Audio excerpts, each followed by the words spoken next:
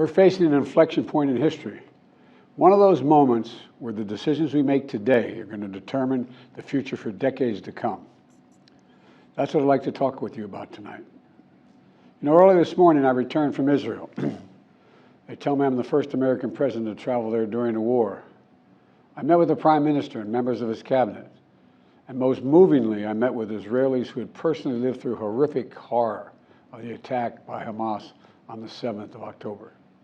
More than 1,300 people slaughtered in Israel, including at least 32 American citizens. Scores of innocents, from infants to the elderly grandparents, Israelis, Americans taken hostage. As I told the families of Americans being held captive by Hamas, we're pursuing every avenue to bring their loved ones home. As president, there is no higher priority for me than the safety of Americans held hostage. The terrorist group Hamas unleashed pure, unadulterated evil in the world. But sadly, the Jewish people know perhaps better than anyone that there is no limit to the depravity of people when they want to inflict pain on others. In Israel, I saw people who are strong, determined, resilient, and also angry, in shock and in deep, deep pain. I also spoke with President Abbas, the Palestinian Authority, and reiterated that the United States remains committed to the Palestinian people's right to dignity and to self-determination. The actions of Hamas terrorists don't take that right away. Like so many other, I'm heartbroken by the tragic loss of Palestinian life, including the explosion at the hospital in Gaza, which was not done by the Israelis. We mourn every innocent life lost. We can't ignore the humanity of innocent Palestinians who only want to live in peace and have an opportunity. You know, the assault on Israel echoes nearly 20 months of war, tragedy, and brutality inflicted on the people of Ukraine, people that were very badly hurt since Putin launched his all-out invasion. We've not forgotten the mass graves, the bodies found bearing signs of torture, rape used as a weapon by the Russians, and thousands of Ukrainian children forcibly taken into Russia, stolen from their parents. It's sick. Hamas and Putin represent different threats, but they share this in common. They both want to completely annihilate a neighboring democracy, completely annihilate it.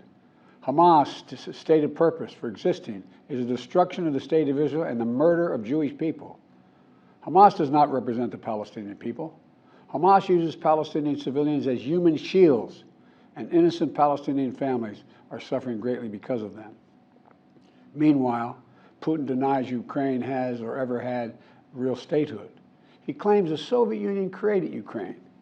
And just 2 weeks ago, he told the world that if the United States and our allies withdraw, and if the United States withdraw, our allies will as well, military support for Ukraine would have, quote, a week left to live, but we're not withdrawing. I know these conflicts can seem far away, and it's natural to ask, why does this matter to America? So let me share with you why making sure Israel and Ukraine succeed is vital for America's national security. You know, history has taught us that when terrorists don't pay a price for their terror, when dictators don't pay a price for their aggression, they cause more chaos and death and more destruction. They keep going, and the cost and the threats to America and the world keep rising. So if we don't stop Putin's appetite for power and control in Ukraine, he won't limit himself just to Ukraine. Putin's already threatened to remind, quote, remind Poland that their Western land was a gift from Russia. One of his top advisors, a former president of Russia, has called Estonia, Latvia, and Lithuania Russia's Baltic provinces. These are all NATO allies. For 75 years, NATO has kept peace in Europe and has been the cornerstone of American security. And if Putin attacks a NATO ally, we will defend every inch of NATO which the treaty requires and calls for. We'll have something that we do not seek. Make it clear, we do not seek. We do not seek to have American troops fighting in Russia or fighting against Russia. Beyond Europe, we know that our allies, and maybe most importantly our adversaries and competitors, are watching.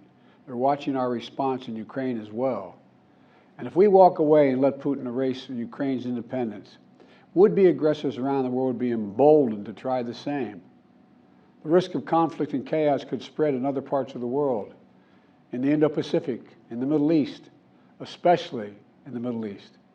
Iran is supporting Russia in Ukraine, and it's supporting Hamas and other terrorist groups in the region, and will continue to hold them accountable, I might add.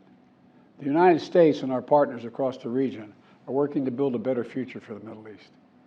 One where the Middle East is more stable, better connected to its neighbors, and through innovative projects like the India-Middle East-Europe Rail Corridor that I announced this year at the summit of the world's biggest economies. More predictable markets, more employment, less rage, less grievances, less war when connected. It benefits the people who would benefit the people of the Middle East and would benefit us. American leadership is what holds the world together. American alliances are what keep us, America, safe. American values are what make us a partner that other nations want to work with. To put all that at risk, if we walk away from Ukraine, if we turn our backs on Israel, it's just not worth it. That's why tomorrow I'm going to send to Congress an urgent budget request to fund America's national security needs, to support our critical partners, including Israel and Ukraine, is a smart investment that's going to pay dividends for American security for generations. Help us keep American troops out of harm's way. Help us build a world that is safer, more peaceful, more prosperous for our children and grandchildren. In Israel, we must make sure that they have what they need to protect their people today and always. The security package I'm sending to Congress and asking Congress to do is an unprecedented commitment to Israel's security that will sharpen Israel's qualitative military edge, which we've committed to, the qualitative military edge. We're going to make sure Iron Dome continues to guard the skies over Israel. We're going to make sure other hostile actors in the region know that Israel is stronger than ever and prevent this conflict from spreading. Look, at the same time, President Netanyahu and I discussed again yesterday the critical need for Israel to operate by the laws of war. That means protecting civilians in combat as best as they can. The people of Gaza urgently need food, water, and medicine. Yesterday, in discussions with the leaders of Israel and Egypt, I secured an agreement for the first shipment of humanitarian assistance from the United Nations to Palestinian civilians in Gaza. If Hamas does not divert or steal these shipments, we're going to provide an opening for sustained delivery of life-saving humanitarian assistance for the Palestinians. As I said in Israel, as hard as it is, we cannot give up on peace. We cannot give up on a two-state solution. Israel and Palestinians equally deserve to live in safety, dignity, and peace. You know, and here at home, we have to be honest with ourselves. In recent years, too much hate has given too much oxygen, fueling racism, the rise of anti-Semitism, and Islamophobia, right here in America. It's also intensified in the wake of recent events that led to the horrific threats and attacks that both shock us and break our hearts. On October 7th, terror attacks have triggered deep scars and terrible memories in the Jewish community. Today, Jewish families worried about being targeted in school, wearing symbols of their faith, walking down the street, or going out about their daily lives. You know, I know many of you in the Muslim American community, the Arab American community, the Palestinian American community, and so many others are outraged and hurting, saying to yourselves, here we go again with Islamophobia and distrust we saw after 9/11. Just last week, a mother was brutally stabbed. A little boy, here in the United States, a little boy who just turned 6 years old was murdered in their home outside of Chicago. His name was Wadiha, a proud American, a proud Palestinian American family. We can't stand by and stand silent when this happens. We must, without equivocation, denounce anti-Semitism. We must also, without equivocation, denounce Islamophobia. And to all you hurting, those of you hurting, I want you to know I see you. You belong. And I want to say this to you. You're all America. You're all America. This is in a moment, you know, in moments like these, when fear and suspicion, anger and rage run hard, that we have to work harder than ever to hold on to the values that make us who we are. We're a nation of religious freedom, freedom of expression. We all have a right to debate and disagree without fear of being targeted in schools or workplaces or in our communities. I must renounce violence and vitriol. See each other not as enemies, but as fellow Americans. When I was in Israel yesterday, I said that when America experienced the hell of 9/11, we felt enraged as well. While we sought and got justice, we made mistakes. So I cautioned the government of Israel not to be blinded by rage. And here in America, let us not forget who we are. We reject all forms of hate, whether against Muslims, Jews, or anyone. That's what great nations do, and we are a great nation. On Ukraine, I'm asking Congress to make sure we can continue to send Ukraine the weapons they need to defend themselves and their country without interruption, so Ukraine can stop Putin's brutality in Ukraine. They are succeeding. When Putin invaded Ukraine, he thought he would take Kyiv and all of Ukraine in a matter of days. Well, over a year later, Putin has failed, and he continues to fail. Kyiv still stands because of the bravery of the Ukrainian people. Ukraine has regained more than 50% of the territory Russian troops once occupied, backed by U.S.-led coalition of more than 50 countries around the world, all doing its part to support Kyiv. What would happen if we walked away? We are the essential nation. Meanwhile, Putin has turned to Iran and North Korea to buy attack drones and ammunition to terrorize Ukrainian cities and people. From the outset, I've said, I will not send American troops to fight in Ukraine.